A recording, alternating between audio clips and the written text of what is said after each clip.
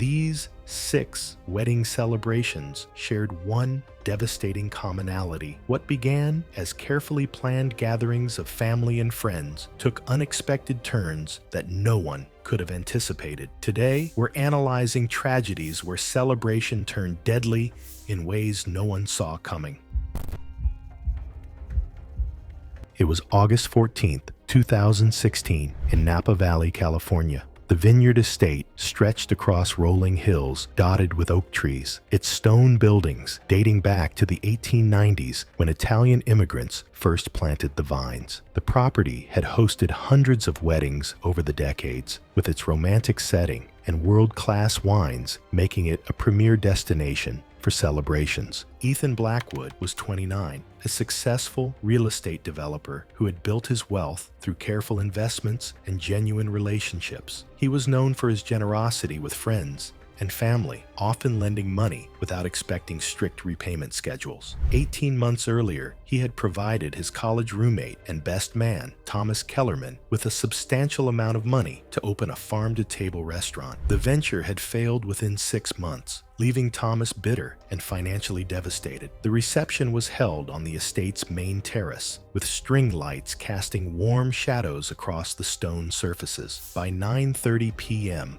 most guests had consumed several glasses of the vineyard's signature wines. Thomas had been particularly aggressive in his drinking, consuming approximately 8 drinks over 3 hours, according to the bartender's observations. He had made several bitter comments throughout the evening about wealthy people and their ability to throw money around without consequence. Ethan had planned something special for Thomas. He intended to forgive the entire $50,000 debt as a wedding gift, wanting the gesture to remain private and preserve his friend's dignity. The estate's wine cellar, located 50 feet below the main reception area, seemed like the perfect location for this conversation. The cellar was dimly lit by a single overhead bulb, surrounded by oak barrels and limestone walls that had aged hundreds of vintages. At 9:32 p.m., Ethan approached Thomas and suggested they step away from the party to talk privately. Thomas agreed, though he appeared unsteady on his feet. They descended the narrow stone steps leading to the cellar, their footsteps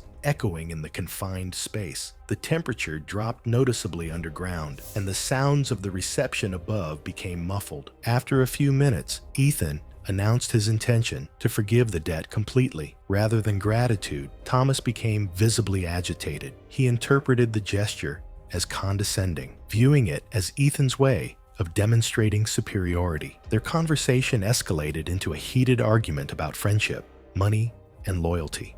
Thomas accused Ethan of buying people's loyalty and using his wealth to make others feel inferior. The verbal confrontation turned physical when Thomas pushed Ethan against a wine barrel. Thomas then reached into his jacket pocket and withdrew a folding knife he typically used for work purposes. He opened the blade and advanced toward Ethan. The single stab wound to Ethan's upper chest penetrated deep into the lung cavity, causing rapid internal bleeding and pneumothorax. Ethan staggered backward, gasping for air as blood began filling his punctured lung. He attempted to call for help, but could only produce weak, gurgling sounds as he struggled to breathe. Within minutes, he collapsed onto the stone floor, coughing blood as his respiratory system failed. Thomas returned to the reception, claiming he had been searching for a bathroom. Wine stains on his shirt helped conceal blood evidence. The wedding party noticed Ethan's prolonged absence and began searching the grounds. 2 groomsmen discovered his body in the wine cellar. Paramedics pronounced him dead from a penetrating chest wound and internal hemorrhaging. The investigation revealed Thomas's folding knife hidden in vineyard bushes with clear fingerprint evidence. His shirt showed blood spatter, consistent with close proximity stabbing, and security footage confirmed both men entering the cellar, together with only Thomas emerging. Blood spatter analysis matched the single stab wound pattern, while Thomas provided contradictory statements about his whereabouts. Financial records confirmed the outstanding debt and Ethan's intention to forgive it. The autopsy determined the cause of death as homicide due to penetrating chest trauma, resulting in fatal internal bleeding. It was March 18th, 2017, in Detroit, Michigan.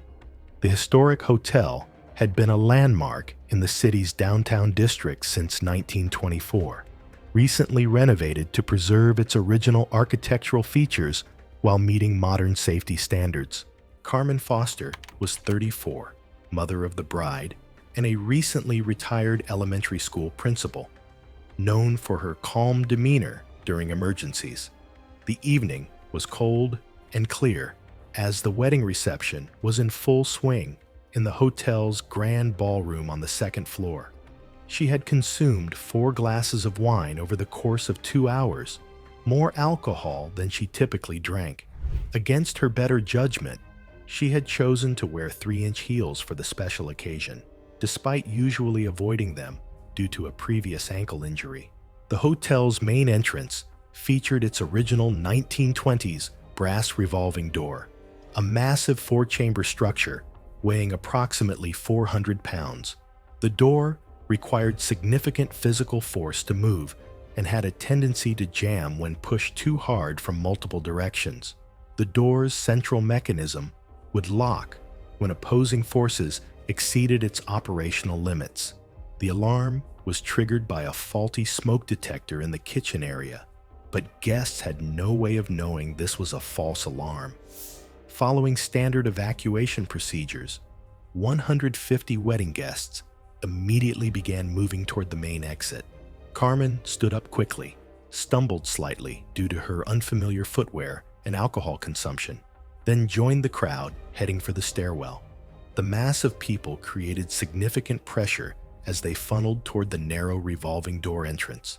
Carmen entered one of the 4 chambers as the crowd continued pushing from behind.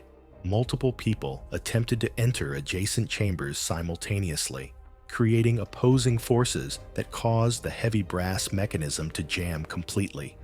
Carmen found herself trapped in her chamber as the crowd pressure intensified from behind. The continued pushing from panicked guests began forcing her body against the thick glass panel of her chamber. The compression was distributed across her torso and chest as people behind her were unable to stop the forward momentum. The sustained pressure began fracturing Carmen's ribs as her body was compressed between the immovable glass in front and the crowd behind. Unable to breathe effectively due to the compression, Carmen lost consciousness from what medical professionals term compression asphyxia. The fire department arrived and quickly determined the alarm was false. However, they immediately recognized the emergency at the main entrance, where guests were trapped in the jammed revolving door. A maintenance crew with hydraulic tools was called to free the trapped individuals. The crew worked systematically to release pressure from the door mechanism and extract each trapped person. Carmen was freed from her chamber, but paramedics were unable to revive her. She was pronounced dead from crushing injuries and mechanical asphyxiation.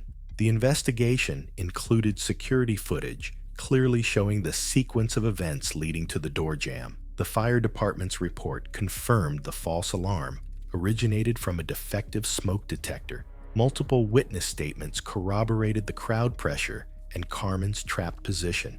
A toxicology report showed her blood alcohol content was 0.08%, indicating impairment. Hotel maintenance records confirmed the door's weight specifications and previous incidents of jamming under pressure. It was June 9, 2018, in Charleston, South Carolina. The historic mansion had served as a wedding venue for over 50 years, its antebellum architecture and gardens providing an elegant backdrop for ceremonies throughout the South. Natalie Cross was 26, a marketing director known for her trusting nature and ability to see the best in people. The humid summer evening was warm as preparations continued for the 8 p.m. ceremony, with final touches being completed in the mansion's third-floor bridal suite. She had recently become engaged to David Richardson, who had previously dated her maid of honor, Jessica Palmer, during their college years 3 years earlier. Natalie was unaware that Jessica had never fully accepted their breakup and still harbored romantic feelings for David. The relationship between Jessica and David had lasted 8 months before he ended it, citing their different life goals. Jessica had maintained contact with both of them throughout their subsequent relationship, positioning herself as a supportive friend while privately hoping for reconciliation. The bridal suite featured a deep marble bathtub holding approximately 18 inches of water and filled with decorative rose petals, creating an elegant backdrop for pre-ceremony photographs. Most bridesmaids were downstairs greeting early arriving guests, leaving Natalie alone with Jessica for final dress adjustments and touch-ups. Jessica had volunteered specifically for this task, claiming she wanted to ensure everything was perfect for her friend's special day. Jessica entered the bathroom, where Natalie was applying final makeup touches. The conversation began casually, with Jessica commenting on wedding day nerves and the excitement of the evening ahead. Their discussion shifted to how Natalie and David first met, with Natalie sharing details about their early courtship. The tone changed dramatically when Jessica revealed she still loved David and had never stopped hoping he would return to her. Natalie expressed shock at this revelation, immediately attempting to comfort Jessica and suggest they discuss the situation after the ceremony. Jessica's demeanor became increasingly agitated as she described watching Natalie and David's relationship develop while pretending to be supportive. Jessica snapped emotionally and pushed Natalie backward toward the bathtub. Natalie fell into the water-filled tub, her wedding dress becoming immediately saturated and heavy. Before Natalie could stand up, Jessica positioned herself over the tub and forced Natalie's head underwater. Natalie fought violently against the submersion, managing to scratch Jessica's arms and face during the struggle. However, the weight of her saturated dress and Jessica's positioning made it impossible for her to gain leverage to escape. Despite her desperate efforts, Natalie drowned from forced submersion. Jessica waited several minutes before calling for help, claiming she had found Natalie unconscious in the bathtub after an apparent slip and fall. Paramedics arrived, but were unable to resuscitate Natalie. She was pronounced dead from drowning. The investigation revealed significant evidence contradicting Jessica's account. The autopsy found no head trauma that would indicate an accidental fall. Jessica's fingerprints were discovered on Natalie's shoulders, consistent with holding her underwater. Scratch marks on Jessica's arms matched defensive wounds found under Natalie's fingernails.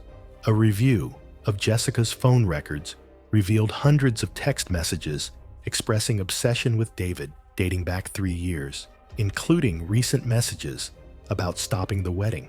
Witness statements from other bridesmaids described Jessica's unusual behavior throughout the day. Water found in Natalie's lungs confirmed drowning as the cause of death. It was September 22, 2014, in Newport Beach, California. The 80-foot luxury yacht was anchored 2 miles offshore in calm waters, providing an exclusive venue for the wedding reception of tech entrepreneur Michael Santos. Marcus Delacroix was 31, an investment banker and Michael's college roommate who had flown in from New York specifically for the celebration. The evening was perfect for a maritime celebration, with clear skies and comfortable temperatures as golden hour lighting cast warm shadows across the yacht's teak deck surfaces. Marcus suffered from severe contact dermatitis and allergic reactions to industrial cleaning chemicals, particularly quaternary ammonium compounds commonly used in commercial cleaning products. The condition was well documented in his medical records, as he had experienced several severe reactions during his college years when exposed to cleaning supplies in dormitories, including one systemic reaction that required emergency treatment.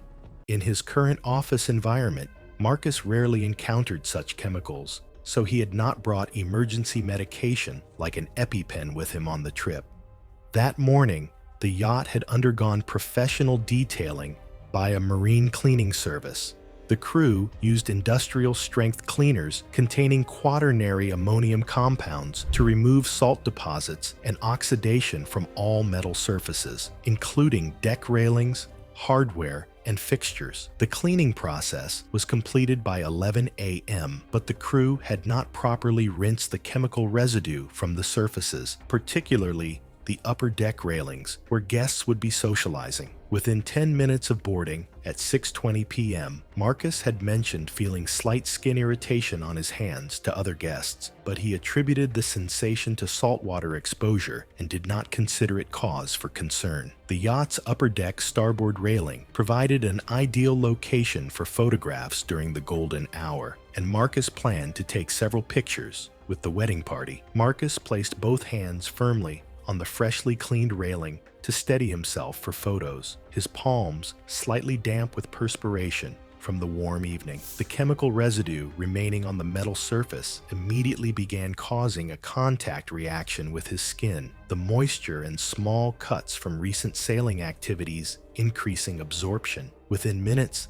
a visible rash had appeared on both of his hands and was beginning to spread up his forearms. The reaction intensified gradually over the next several minutes. The rash spread to his elbows, and when Marcus unconsciously touched his face with his contaminated hands, the chemical transfer triggered facial swelling. He began experiencing difficulty breathing as his body's immune system responded to the chemical exposure. His airways began constricting, a clear indication that the reaction was progressing to anaphylactic shock. Marcus recognized the severity of his condition and called out for help, alerting other guests to his medical emergency. However, his blood pressure was dropping rapidly as anaphylactic shock set in. Without immediate access to epinephrine, his body was unable to counteract the severe allergic response. Within minutes, Marcus had collapsed on the deck, unable to breathe effectively as his airways continued to swell shut. Respiratory failure from the severe allergic reaction occurred, with his oxygen levels dropping to critical levels despite guests' attempts to provide assistance. Wedding guests called 911, but the yacht's offshore location complicated the emergency response. The Coast Guard dispatched a rescue vessel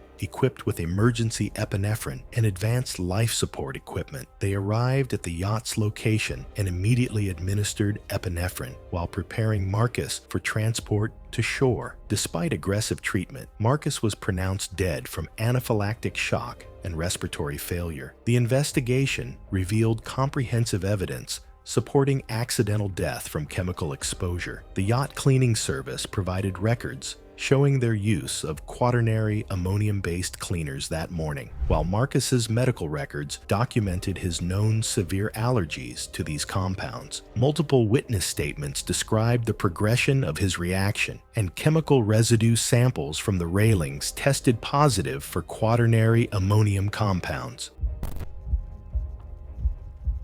It was July 4th, 2015, in Austin, Texas. The ranch sprawled across 200 acres of hill country, providing ample space for large celebrations and events throughout the year. Rolling hills covered in native Texas wildflowers and scattered live oak trees created a picturesque setting for outdoor gatherings. David Thornfield was 45, father of the groom, and a volunteer firefighter with 20 years of emergency response experience, who had noticed several safety concerns regarding the fireworks setup. His extensive training had taught him to recognize dangerous situations, and he observed that the professional pyrotechnics team had positioned their launch zone only 100 feet from the main catering area, closer than the 150-foot minimum distance typically recommended, with propane tanks stored approximately 80 feet from the launch zone, well within the danger radius for debris and errant fireworks. David had positioned himself near the propane storage area to monitor safety conditions during the show. The catering area included 6 20-pound propane tanks connected to portable grills and heating units. 30 minutes before the show began, the wind direction had shifted from southwest to northeast, meaning debris would blow toward the catering and storage area instead of the open field as originally planned. The fireworks display commenced with a series of aerial shells launched from mortar tubes. An errant firework landed in the dry grass surrounding the propane storage area, approximately 15 feet from the nearest tank. The grass had not received rain for 3 weeks and ignited immediately upon contact. David observed the small grass fire and immediately recognized the potential for catastrophic explosion if the flames reached the propane tanks. Drawing on his firefighting experience, he ran toward the storage area with the intention of shutting off the tank valves before the fire could spread. The first propane tank exploded, sending a massive fireball 30 feet into the air and launching heavy metal debris in all directions. A heavy metal tank fragment weighing approximately 60 pounds struck David in both legs, pinning him to the ground approximately 40 feet from the explosion center. The impact crushed both of his lower legs and caused severe internal injuries. Secondary fires ignited by the initial explosion prevented immediate rescue attempts, as burning propane continued to fuel flames throughout the storage area. Emergency personnel arriving at the scene were forced to establish a safety perimeter and wait for the fires to be controlled before attempting extraction. Fire department units arrived and began suppressing the propane-fueled fires while assessing David's condition from a safe distance. David remained conscious initially and was able to speak with his family members who had gathered at the safety perimeter, but lost consciousness from blood loss. Firefighters required 25 minutes to safely extinguish all fires and remove additional propane tanks from the area before attempting rescue. David was extracted from beneath the tank fragment using hydraulic rescue tools, but could not be revived. Blood loss from his crushed legs and internal injuries had caused fatal hypovolemic shock. He was transported by helicopter to a local hospital where he was pronounced dead from crushing trauma and internal bleeding. The investigation included witness video footage clearly showing David running toward the explosion site in an attempt to prevent the disaster. The fire marshal's report identified multiple safety violations in the fireworks setup, including inadequate clearance distances and improper storage of flammable materials. Debris analysis confirmed the tank fragment that struck David came from the initial explosion.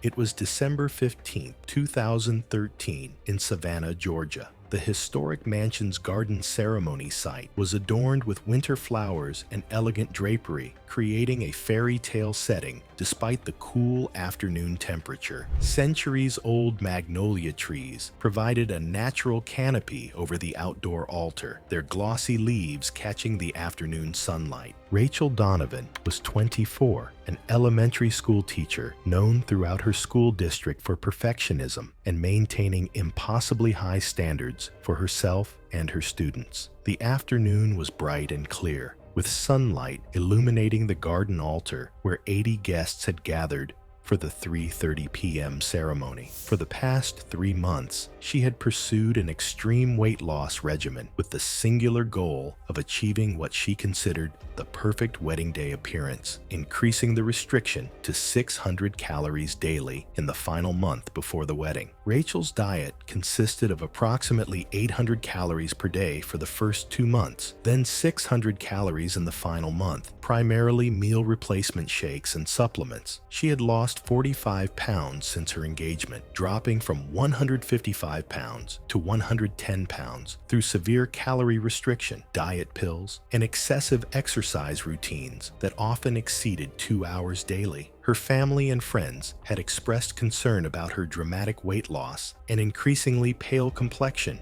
in the weeks leading to the wedding. Despite experiencing frequent dizzy spells, chronic fatigue, and intermittent nausea, Rachel attributed these symptoms to wedding stress and refused medical evaluation. On the morning of her wedding, she had refused to eat breakfast, claiming she needed to ensure her dress fit perfectly for the ceremony. Her goal was to weigh exactly 110 pounds when she walked down the aisle. The ceremony was scheduled to begin at 3:30 p.m. with 80 guests seated in the mansion's garden. Rachel began her walk down the aisle, though several guests later noted she appeared unsteady on her feet and required assistance from her father to maintain balance. The ceremony commenced, but Rachel was visibly swaying during the exchange of vows. Rachel began experiencing severe abdominal cramping that she attempted to conceal from guests. The pain was caused by gastric ulcers that had developed from from months of extreme dieting and regular diet pill consumption. Nausea began as dehydration and malnutrition finally overwhelmed her body's ability to function. Rachel attempted to continue the ceremony despite feeling increasingly ill, not wanting to disrupt the perfect wedding she had planned. However, she vomited bright red blood onto her white wedding dress in full view of all guests, indicating that her gastric ulcers had begun rupturing. As multiple ulcers ruptured simultaneously under the stress, severe electrolyte imbalances from months of malnutrition triggered dangerous cardiac arrhythmias. She collapsed onto the altar steps from hemorrhagic shock as her weakened heart struggled to maintain circulation. Guests immediately called 911 and paramedics arrived. Rachel was transported to a local medical center where emergency physicians attempted to stabilize her condition through IV fluids and blood transfusions. However, the damage from months of extreme malnutrition was too severe. Rachel was pronounced dead from hemorrhagic shock and cardiac arrhythmias caused by severe electrolyte imbalances. The autopsy revealed the extent of her self-imposed starvation, with evidence of severe malnutrition affecting her heart, liver, and digestive system, along with multiple ruptured gastric ulcers. The investigation uncovered Rachel's detailed diet journal, documenting her extreme calorie restriction over 3 months, with severe escalation in the final month. Medical records showed her 45-pound weight loss and declining health indicators that had gone unaddressed. Witness statements from family and friends described her obsessive behavior regarding weight loss and appearance. Empty containers of diet pills and laxatives were found in her apartment. Thanks for watching. If you like these stories, click here.